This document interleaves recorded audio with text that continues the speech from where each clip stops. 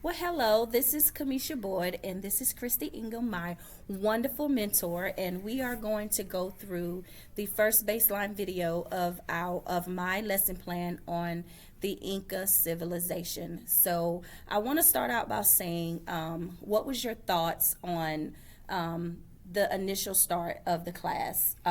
I will say that I do think I gave, opened the classroom up to setting the stage for a safe and encouraging environment, providing that space for students who normally who do not, I guess, grasp the content, but giving them and offering them that space. So I would love to hear your.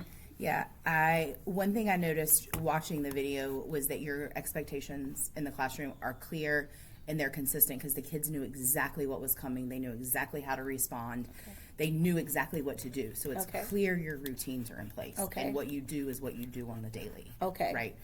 And I do like how you started the day, like, with the calendar piece, really quick. Okay. And working on that time because for first graders, that's hard. Okay. Understanding yesterday versus today versus tomorrow and all of that, and how you were able to, because those are things that you ask every day, that some of your students that may not understand the abstract concepts of the lesson, they had that success initially.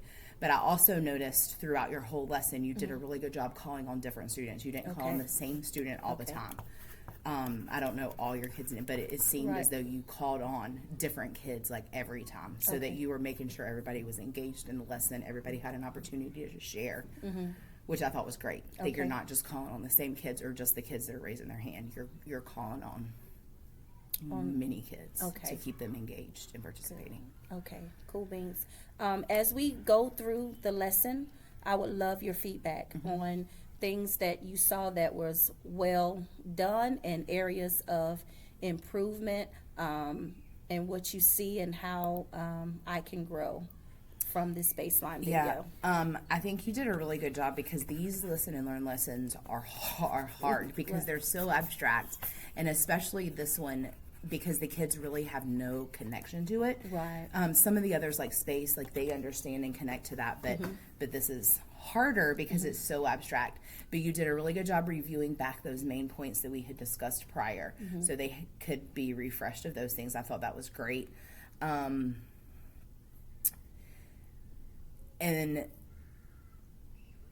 doing the vocabulary and having them listen for those key vocabulary words was good. And then you were like just excited about it. And I remember I put in my notes, it was at one point like the kids were just as eager to hear what was going to happen next as you were, which just shows that you're doing what you need to do to get that buy-in from them, and they are engaged in the lesson. It may be hard for them to internalize and get it all, but I think they're getting the big main picture of what we're trying to convey to them through these lessons. And they're eager. They're like, what's next? What's next? And like when you brought up about them going across that bridge, like, would you go across that bridge? No, but remember the reason why they were going across that bridge, and trying to connect it back to them like at their level. I really thought that was good, and you could tell they were engaged. They were excited and wanting to hear what's next, and part of that's how you've made those connections for them. You've done that review. They kind of know what we're talking about, but also like your presentation of it, like you're excited about it. You're not just sitting there reading like it's how you present it and the way you're almost I felt like you were almost storytelling it instead of like reading it, a reading thing, which makes it a little different presentation for them. So like when we go through, like when I went through the lesson of showing them like where the Incas were and stuff on the globe, do you feel like that was enough of a connection? Because when I went back to look at the video, I was like, okay, I could have made a little bit more cultural connection with them, because we are multicultural in the classroom. So I kind of felt like that piece, but I think I could have made a better. I do think that didn't you have a student that's from that area pointed out? So like I thought that was a great personal connection. I think what you did for like the purpose of it isn't really for them to understand the map and where things are on the map. I put in my slide like a a map instead of the globe. Okay. And I circle like where we're talking about, and then I circle like where North Carolina is. Okay. Just not that they really understand that, but it just kind of helps them see, because when we moved from world to American, they were Okay. like, oh, that's closer to us. From when we were talking about like Egypt and Mesopotamia being like on the other side of the world. Right. So they can see that that's like a little bit closer to where we Okay. are not, it's still perception is Right. hard, but I think you did a good job in showing them the globe, kind of front loaded them for now space. Like Correct. this is what the earth looks like. And remember, Okay. we talked about these places and you could always point that back out Okay. through the space. Okay. This is Okay. where we are on this globe. This is the earth, you know what I mean? And the atmosphere and all that. Okay. Okay. But I think you did a good job with that. Okay. Because that's not the main focus of the lesson, Okay. right? Right. But do you think that even though I had a student that is from Chile, do you think I still made culturally, like based off of, okay, I have African students in here. Do you think, that cultural piece, am I providing enough culture in the class, like throughout the lesson? I mean, this lesson, maybe not this particular Right, lesson, but I okay. think like you are aware enough of your students and their backgrounds Okay. that when it's relevant, you can pull it in. Okay. But I don't think that you could pull in every culture to every lesson, because that wouldn't really be relevant to the Right, lesson. correct. Right? Yeah. But you're saying, even if you put like, this is North Carolina, that's relevant to everybody, because we're all in North Carolina. That may Okay. not be where they're from, but that's we're where we all- all are Okay. in relation to what we're talking about. Okay. But at some point, we really do cover a lot of different. And like if you think about the fiction stories we read, we always talk about where they were from. Yeah. And a lot of those are from other countries that maybe aren't studied more in depth like we are now. So Okay. I think you're aware enough that you can pull it in as it Okay. is relevant to Okay. what you're doing. It may not be every lesson every time, but when it is relevant, you have that ability to pull it in. And I think Okay. that's what's important. Okay. How do you feel about like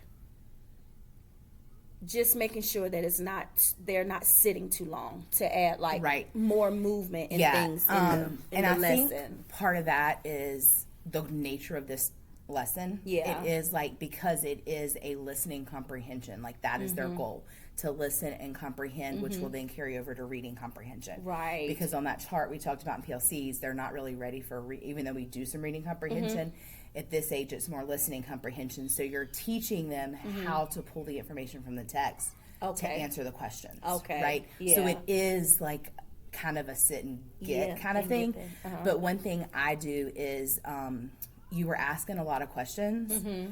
but I like will stop after a paragraph or two, especially if there's like a key piece of information there Mm-hmm. that they need maybe for the next piece or that relates to the big topic we're working on. Mm-hmm. And I'll say, okay, why were they going to cross the bridge, or what were they looking for? Mm-hmm. What clues did he already have? Because he was looking for the white rock and the river and all. Right. And so I'd say, okay, we just heard, or I'll tell them before, we're getting ready to hear what clues he has in his search for Okay. the city. Yeah. Okay? Without it in front of me, it's hard. But, Yeah. and then I would say, okay, and then I'd read it, and then I'd say, so this was your question. What clues did he have as he was looking for the city? Now turn and talk to your partner and give them a 30 or 45-second talk. Okay. So that they have that little bit of movement and that little Yeah. bit of talk time, and they're talking about something that's very important to the big picture. Okay. Not little details necessarily, unless you're like reading a lot of text that you might need a break for. Okay. And sometimes I do it for vocabulary too. Okay. Because what we're trying to do is kind of model for them and show them what reading comprehension will eventually look like for Right. them. So if those key vocabulary words, if in the text of what I'm reading, it's a really good context clues of Okay. what it means, or it says like the atmosphere is the air around. I'm just doing that because Yeah, 'cause we're on space. then like I would teach them that it's telling you the definition. So that's how you get the definition of word if Okay. you don't know what it means. So then I kind of start explaining that to them and giving them the definition in the reading instead of before, so that they can start understanding how to do that as a reader. Okay. Does that make sense? That makes And sense, so that yeah. can also be a turn and talk. All right, listen to what I said. Okay, now what does that word mean? Turn and talk to your partner. So that then they can start discussing it Yeah. with their partners as you've shown them because a lot of our and it doesn't work for all of them. Sometimes it just uses the word and it's too hard for them to get a good definition. Okay. But if it's a clear, concise definition like that, I try to start showing them how they can pull the meaning of a word from the text instead of just giving it all to them up front. Okay. Does that make sense? That does. So that would give them another turn and talk opportunity, and it doesn't need to be long. Right. Just a quick 30 or 45 seconds. Let them move a little bit. Let them Right. talk a little bit. Right. And then call them back, and I always answer it as a whole again so Okay. that we hear the answer. Okay. And if it's really, I might have them repeat it back to me if it's something, but Okay. that would give them some of that wiggle Wiggle room. And I know, I mean, when you got to that point in the lesson, that's clearly something you do, and they turn. Right. And it may not be, it may be that you change it a little bit during the lesson to where they just turn and talk to their neighbor instead of like getting in all these groups. Oh, okay. They would then have to turn back because that takes a little more time. And if you do it 3 or 4 times in the lesson, that's a lot of time. Yeah. But I have mine, and they just turn to their neighbor real Okay. quick and then turn back, and I have them sit kind of in pairs when they come to the rug, Okay. so that they know who they're in. It's just as they come, they don't have you could assign them if you needed Right. to, but then they're not forming those groups. I mean, you've clearly taught them how to do that, and it's a smooth thing. But when you're doing that 4 or 5 times through the lesson, that's going to take a lot of time to turn and then to get them back engaged. Does that make sense? It does. It does. But that might help break up your lesson a little bit and give them Okay. that little bit of talk time you're looking for. Okay. Because the other thing that I noticed in the video was pacing. And even though we do have a whole hour, like I found myself running out of time when it came time to like the culminating activity, like to bring it all together. So do you have like any suggestions for that? Like, is it basically, really going through the lesson and cutting what needs to be cut, or, because you're trying to hit all the things. Yes. You know what I Right. mean? So you how are. would you? But I think, and I put this in my notes, was yes, the writing is very important, and we do put a lot of focus on that here. And we talk about that in planning and Right. that all of that. And I think if you had not done the hands-on discovery lesson, you would have had time for writing. Right. But yesterday, that was an important piece to your lesson. You were giving them that hands-on experience Right. to understand discovery and understand that whole feeling of what the whole story was about. Right, right. So I feel like you got the main point across. The kids talked about it, so they did it orally. They did not have the chance to write about it, but you gave them a hands-on tactile experience to help bring that all together. Okay. So I think you have to think about, like, if writing doesn't happen one day, but you're doing something that's really meaningful to them, like, that's an okay exchange. They don't have to write every single day. Right. And it just depends on like what your kids need. Like if you notice in your review one day that they are mixing up something, then that's what I would really hit. And I try to really just hit really quickly the fast highlights of what they need at the end to make sure that the connection's made with the whole unit. Does that make sense? It does. But I didn't feel like you're pacing. It's just the amount of time we have. Right. And you do have a lot in there. Sometimes some of that extra stuff that's put in, I cut some of that out so that I can get the passage done and work on the reading comprehension piece of it and make sure that they get what the purpose of that lesson is. Okay. Because we did end up doing it. It just wasn't in that time. And we have that separate writing block that we've talked about that we can push that writing to if we need to. Okay. If our lesson carries over. Yeah. So we have that little bit of flexibility, but I really feel like what you did, like I would do that too. If it was like something else or another piece that's really going to bring it home for the kids and give them an experience that's going to help them to understand it. Now, if you had them just like stopped and had them doing something that was totally irrelevant, that would be different. Yeah. But what you did fit perfectly to the lesson. It gave them a connection experience. I mean, I think it was great. And I think it's okay for you to do that and for them to not write that day. Okay. Because it's not like you just completely dismissed it all. Yeah. They still talked about it, which for our kids, like, that's an important piece that they could verbalize it. Okay. Okay. Cool beans. Did you see any other things? No, I really think that was just, I think that I had that hands-on connection was fantastic. the discussion of the partner. I mean, you can tell you do it every day. Like your routines are in place. And there was another time where you were kind of losing them, and you said, "Stop here! I need you back in whatever." And it was clear that that's something that you've like. That's what you used for your callback signal, and you noticed that they were kind of getting antsy, and then you stopped instead of just keep going. You stopped and spent that 5 seconds to redirect, and then you had their attention. Okay. And I think that's good too. Okay. That you took that time to stop and recognize. And one last thing, do you think that the lesson was obtainable and reachable, like for all student levels, like in my class? Or do you feel like I could have scaffolded a little bit more? I could have, how would you? I think you did a really good, I think that some of the concepts that we are teaching are very abstract. Okay.